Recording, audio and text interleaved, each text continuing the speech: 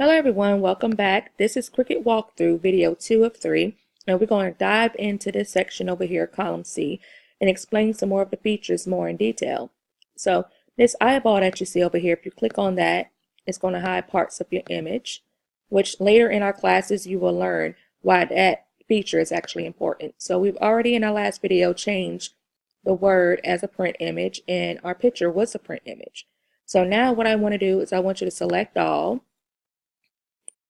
And then what we're going to do, we're going to go over to slice, weld, attach, and flatten in this particular tutorial.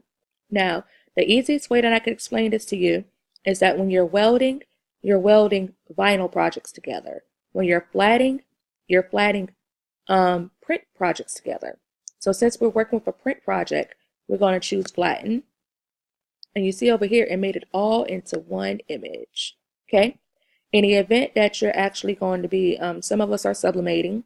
So if you're sublimating this image, you want to flip it like so, horizontally.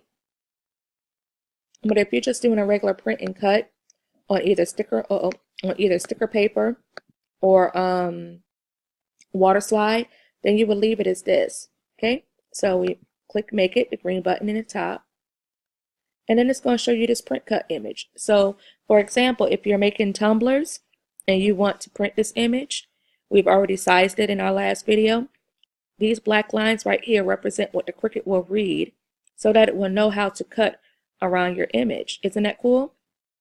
Okay, over here we have the mirror option, which we use just for HTV or any other projects that you will need to use the mirror image, mostly for HTV. If we select continue, it's going to pull up your Cricut. I don't have my Cricut actually connected now. And you just send to the printer, and it's going to take you to this page.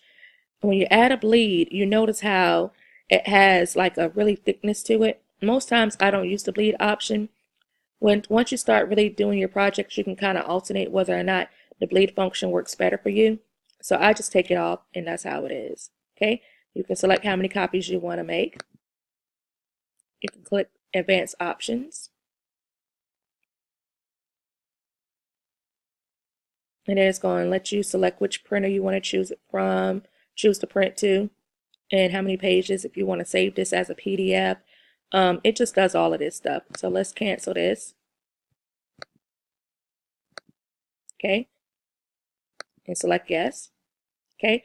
So now we're finished playing around with this image. What we're going to do, we're going to discuss the features down here. So I'm going to click this eyeball to hide it. So what we're going to do, we're going to do a shape. We're going to do a circle. Like so. We're going to do text, and we're going to practice working with the curve feature. I'm going to do welcome home. Welcome. Do another text, home. Okay, and then we're going to work in column C to change our colors. So for my circle, I want it to be maybe like a yellow. You can actually slide down here and see other colors to play with, like so. Okay.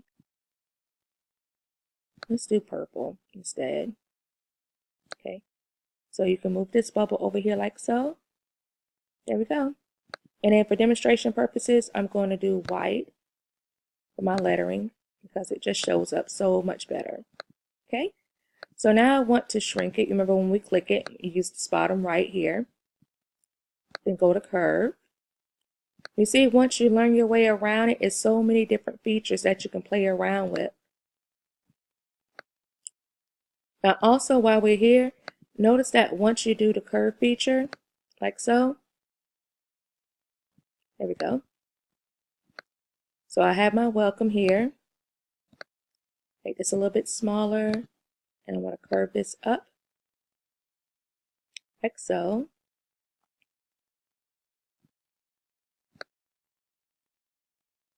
Just place it here so I can see how much of a curve I need to do. Like probably about that much. That looks good. Okay.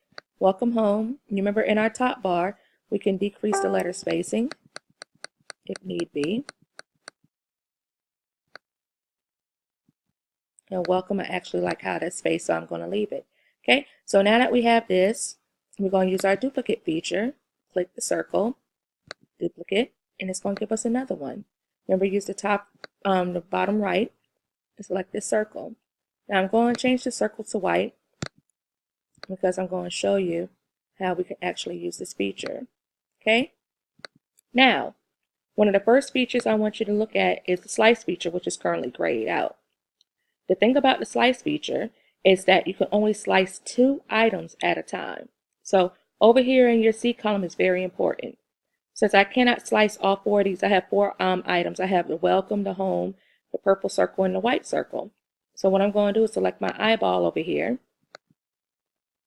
And then what you want to do is hold down your shift button, or you can do select all. I prefer you guys get used to using the shift button. So hold down your shift button, click the purple circle, and click the white circle. And then you see all of your features down here actually show up. So we're going to do slice. Once you slice, this is a mistake that a lot of people make. You have to actually pull your items apart in order to see the slice. So you have this original circle. We're going to delete this. That was the white circle we laid on top. And now instead of having a whole purple circle, you actually have a sliced purple circle now. Okay? So now I'm going to add my home. And when you slice your object, sometimes it'll bring it to the front automatically. So you just click arrange and send to the back. So now I have my home. Just select the eyeball to bring it back. And then I have my welcome. So that is how you use those features. Now suppose you kind of intimidated about your layering. So what really helps me is maybe I want to leave welcome and home put together. So that it'll cut on the mat and I won't have to worry about layering it too much and, messing up my layers. Sometimes, like for example, if I go to make it, it's going to break it up into 2 parts like so. You're going to see welcome here and home here. And then once you cut it, you're going to have to piece it together onto your purple circle, which is your second mat. So I'm going to show you how you can avoid that. Okay, we're going to hide the purple circle, hold down your shift button, select home and welcome. And we're going to attach. The difference between attaching and welding is attach actually temporarily holds everything together. Weld is permanent. Once you weld your items together, you will no longer be able to make any customizations to it. Like for example, we have weld here. I'm going to weld it for this example. I click this. You see that this top bar does no longer exist because I weld those images and I can no longer change them. Okay, so let me ungroup. And then I'm holding down my shift button or select all, which is up here. And I'm going to, let's attach and detach. So I have it attached. When you attach it, you see that it's actually highlighted together, like so. I'm going to find my circle. And now I'm going to show you the difference between the attach. With the attach, you see it's going to cut just like this. So it's going to retain its shape. So all you have to do is just weed these things. Now, a lot of people don't like this because you got this space in the middle. And this is going to be kind of wasteful. But when you're layering and you're practicing, this may be a technique that you may have to use. And there's my circle. So when I go to cut these 2 pieces, I will have 2 separate cuts and 2 separate mats. The first mat will have my white vinyl on it. And then the second mat will have my purple vinyl on it.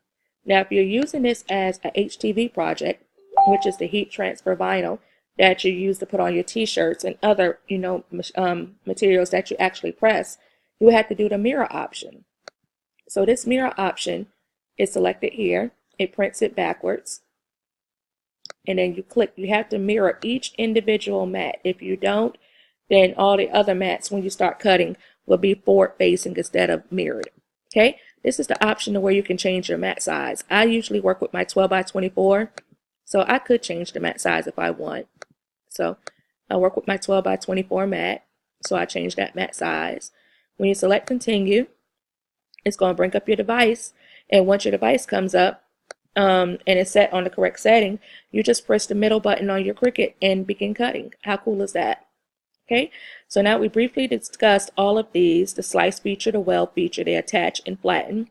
Don't forget that welding is for vinyl projects and flatten is for print projects. So now we've done the difference between this right here is a print and cut image, that is a print project. This right here is a vinyl project. And like in the first video, I show you the difference. I better yet, when you have a print project, and you can actually cut both of them at the same time. Let me show you. I'm going to make it. You see that it brings up the print. And you know it's a print image because it has this black box around it, which you don't have to mirror. And then you have your vinyl project. So you can cut all three mats at the same time. Just make sure that if you're using heat transfer vinyl or HTV to mirror those mats so that they will cut properly. And that's one of the things that a lot of newbies struggle with. I struggle with it. I messed up a lot of HTV forgetting to mirror. So I'm going to cancel. And that's pretty much it, you guys. We went over this column. One more thing that I want to show you is these three lines in the top left corner. This is how you change your grid lines. I know you're like, well, how do you, remove your grid lines? Okay, so what I do is I go here, I go to settings. And you can do it as full grid, partial grid, or no grid. So if I go back to the default, which is the full grid, you have inches and centimeters. Your board is set in inches, so you will want to leave it at that. And that brings my grid lines up. And this is good when you want to use this in order to make sure that your lighting is correct. So in the event that you want to screenshot your image, you can just go to settings, select no grid. And screenshot for Mac, you push Shift Command 4, and it's going to bring a little cursor. And then you just do like this right here. Just drag your box, and you hear a snapping sound. Okay? And when you have a Windows device, all you have to do is just click down here in the bottom left and go to your search bar and search for the words snipping tool, and you will be able to do the same thing. Okay? So that's the purpose of having your grid lines and not having your grid lines. So I hope that this information was useful to you guys. That was a quick, brief walkthrough of column A, column B, column C, and top bar, and what these features mean. And as you can see, there are multiple ways to do the same thing. There's a couple ways that you can duplicate. There are a couple ways that you can delete. So I hope that these two videos, part 1 and part 2, have been very useful. If you guys have any questions, please post your questions below the corresponding video, and let's get creating.